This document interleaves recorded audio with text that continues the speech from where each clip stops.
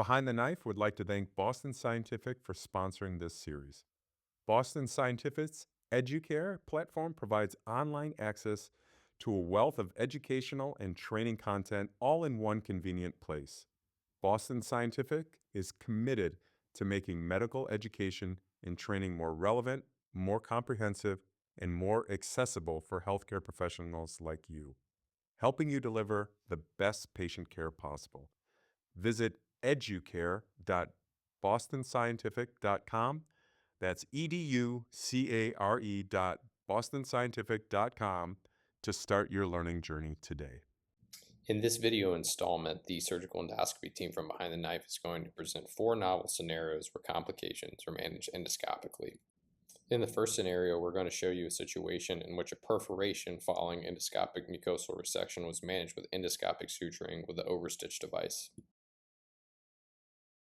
Here we show a duodenal polyp. A needle is used to endoscopically lift the polyp and prepare for endoscopic mucosal resection.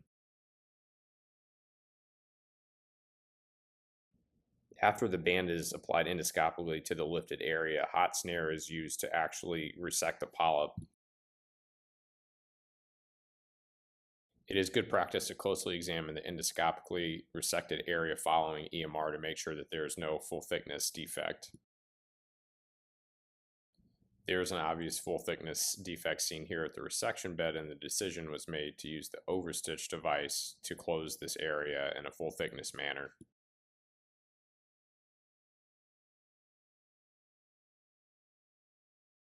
We use the OverStitch device to take a combination of bites both with and without the Helix tissue capture device to ensure that we are full thickness the entire time.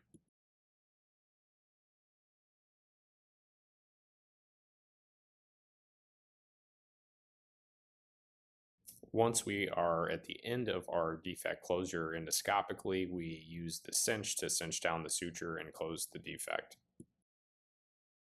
After we complete the endoscopic suturing component, we go back into the duodenum and re-examine the area that we closed. This patient ended up doing well and was kept overnight for observation and discharged without a contrast study.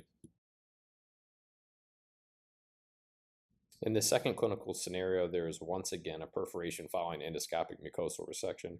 However, this time, instead of utilizing endoscopic suturing, we turn to over-the-scope clip for defect closure. This time we are again performing endoscopic mucosal resection using a saline lift. However, this time we are in the proximal stomach instead of the duodenum. The characteristic red out appearance here is seen as the mass is suctioned into the cap and the band is applied.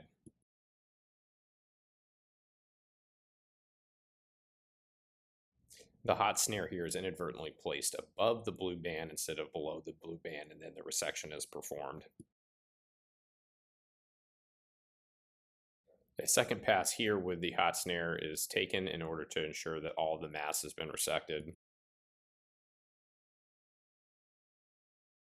A very thorough evaluation of the area is done following the resection, and you can clearly see here that there is a full thickness area of perforation that's going to require closure.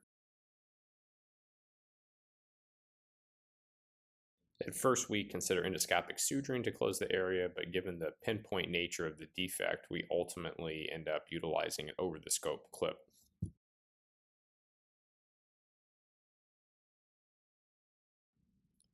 A tissue capturer device is used to pull the defect into the over-the-scope clip cap, and an Ovesco clip is successfully applied to the area. A follow-up endoscopic evaluation reveals a perfectly placed clip and closure of the defect. In this next clinical scenario, we once again use an over-the-scope clip to close a defect. However, this time it is of a gastric fistula instead of an iatrogenic perforation from endoscopic mucosal resection. The clinical scenario here is a persistent gastrocutaneous fistula following PEG placement.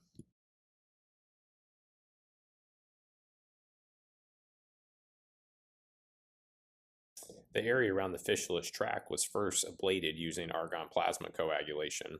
This helps with mucosal apposition following over-the-scope clip placement.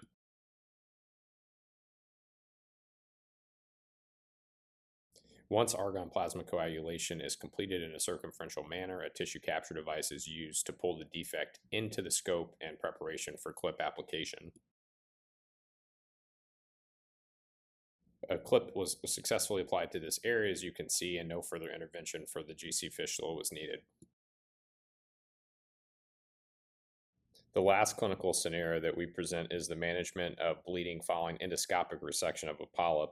While this is not covered in the podcast accompaniment to this video installment, we believe that this is a very important topic for general surgeons and gastroenterologists alike. The scope is seen here in the retroflex view, and there's an obvious lesion near the gastroesophageal junction.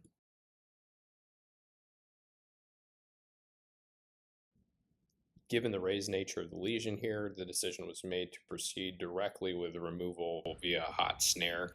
For additional training and education on this topic, Boston Scientific's EduCare platform provides online access to a wealth of educational and training content all in one convenient place. Visit educare.bostonscientific.com, that's educare.bostonscientific.com, to start your learning journey today.